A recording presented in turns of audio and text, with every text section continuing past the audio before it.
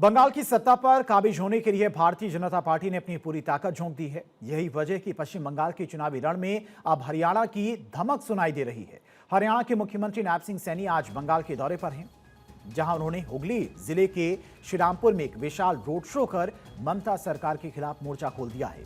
CM Saini जैसे ही हुगली के श्रीरामपुर पहुंचे, सड़कों पर उमड़ा जन सैलाब और समर्थकों का उत्साह ये बताने के लिए काफी था कि इस बार बंगाल की फिजा बदली बदली सी नजर आ रही है। सीएम सैनी सुबह 11 बजे से ही एक्शन मोड में दिखे। रिषड़ा, बागखाल और महेश जगन्नाथ मंदिर मठ जैसे इलाकों में उन्होंने स्थानीय कार्यक्रमों में शिरकत की। श्रीरामपुर में भाजपा प्रत्याशी का नामांकन भरवाने के बाद मुख्यमंत्री ने एक हुंकार भरी, जिसने टीएमसी खेमे में हलचल तेज कर दी है। मुख्यमंत्री नैब सिंह सैनी ने न सिर्फ बीजेपी प्रत्याशियों के लिए जनता का आशीर्वाद और वोट मांगा, बल्कि घुसपैठ और विकास के मुद्दे पर टीएमसी सरकार को जमकर घेरा।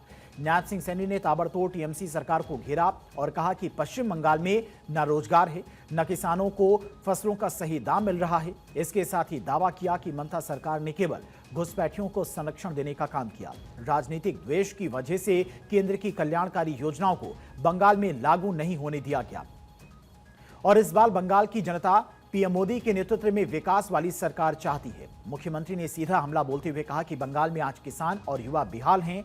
उन्होंने आरोप लगाया कि ममता बनर्जी ने तुष्टीकरण की राजनीति के चलते बंगाल के विकास को रोक दिया है।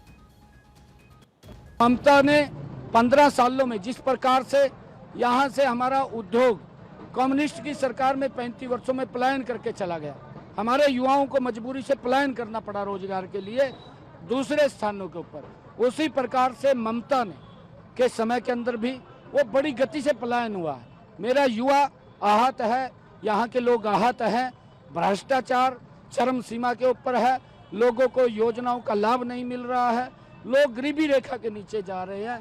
अब लोग ममता से भी पंडा छटवाना चाहते हैं। आने वाले समय के अंदर जो ये चुनाव है, यहाँ से बड़े मैंडेट के साथ भारतीय जनता पार्टी की सरकार मोदी जी के नेतृत्व में बन रही है। वहीं श्रीरामपुर की राजनीतिक और भौगोलिक अहमियत की अगर बात की जाए तो श्रीरामपुर हुगली नदी के किनारे बसा एक प्रमुख औद्योगिक क्षेत्र है। यहां पर जूट मिलों और कारखानों की भरमार है। यहां का श्रमिक वर्ग चुनाव के रुख को तय करने में बड़ी भूमिका निभाता है। हिंदी भाषी आउटसाइडर फैक्टर की बात करें तो इस क्षेत्र में बिहार, यूपी और राजस्थान से आए हिंदी भाषी वोटर्स की आबादी 25% से अधिक है। बीजेपी यहां पर इन मतदाताओं को एकजुट कर हिंदी कार्ड और राष्ट्रवाद के जरिए ममता बनर्जी की बंगाली अस्मिता कार्ड को चुनौती दे रही है। हुगली का प्रवेश द्वार कहा जाने वाला श्रीरामपुर को हुगली और हावड़ा के बीच की कड़ी माना जाता है। यहां पर मिली बढ़त आसपास की कम से कम 5 से 6 सीटों पर मनोवैज्ञानिक प्रभाव डालती है। बीजेपी की रणनीति की बात करें तो नैब सिंह सैनी को क्यों चुना, वो भी समझना होगा। पहला फैक्टर ओबीसी और किसान कार्ड। नैब सिंह सैनी ओबीसी समुदाय से आते हैं और किसान राजनीति का चेहरा है। बीजेपी बंगाल के ग्रामीण और अर्ध शहरी इलाकों में ये संदेश देना चाहती है कि वो पिछड़ों और किसानों की असली हितैषी है।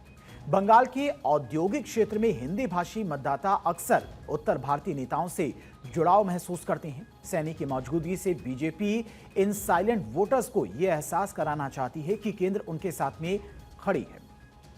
एंटी इनकम्बेंसी को हवा देना। सैनी ने अपने भाषणों में भ्रष्टाचार, रोजगार की बात की। यह सीधे तौर पर उन युवाओं और श्रमिकों को टारगेट करना है जो कारखानों के बंद होने या फिर कट मनी की राजनीति से परेशान है। साफ है कि 2026 के इस सियासी संग्राम में बीजेपी कोई कोर कसर नहीं छोड़ना चाहती है। नैब सिंह सैनी के इस दौरे ने हुगली बेल्ट में बीजेपी कार्यकर्ताओं में नया जोश भर दिया है और यह अब देखना होगा कि दिल्ली और हरियाणा से पहुंची ये सियासी लहर बंगाल के नतीजों पर क्या असर डालती है।